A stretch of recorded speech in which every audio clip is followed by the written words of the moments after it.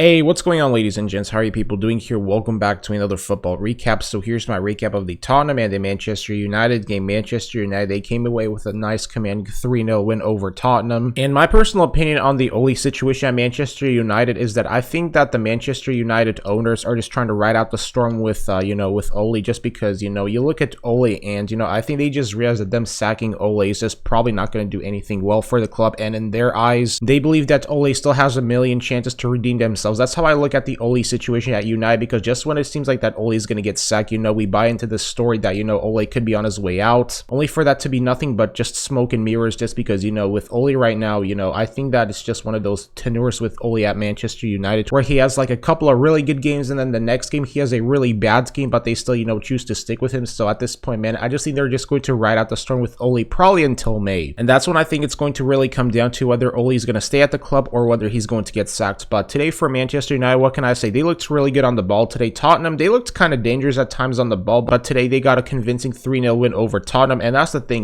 with Manchester United, is that today they just completely looked like their old regular selves again. Cristiano Ronaldo had a brilliant goal, and then Cavani scored the second goal for Manchester United, and then Marcus Rashford sealed the deal with another goal in the, I think, what was it, the 88th minute. So at this point right now with Manchester United, it seems like that the way how they're playing right now, it's probably going to determine whether or not they're going to, how far they're going to make it in the Champions League in order to really judge Ole's tenure with the club, because like I said before, they're trying to ride out the storm with Ole probably until May, and that's when I think, it's going to determine Ole's future at United. Because at this point, I think right now that the Manchester United owners, no matter how bad it seems like games could be going at Manchester United, they could be winning the next game, then they could be losing. They still have faith in Ole at the end of the day. So, hey, that's why Ole's still staying at the club. And the biggest thing that surprised me about Ole's tenure is that he's lasting longer than Ronald Koeman lasted at Barcelona. Because when you look at Koeman, he didn't even last a full 3 years with Barcelona, and Barcelona sacking Koeman proves to me right here that Barca, they were really trying to do everything they can in order to get back on winning again. So that's why they decided to sack Koeman, despite him earning $12 million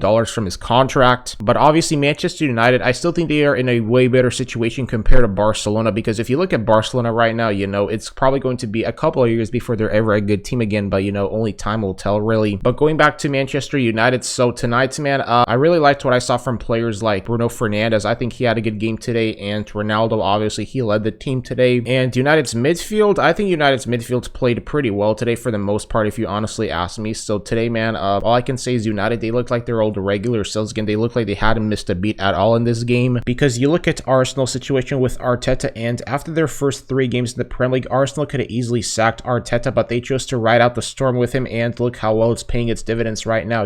Arsenal, they are currently unbeaten in the last, 2 months now, and at the moment right now, it just seems like that things are getting better for Arsenal, because they've gone from being a bottom-ranked Premier League team to a really 5th place team in the Premier League. So right now at the moment, it looks like that Manchester United are riding the storm with Ole, just to see what results is going to get them in May.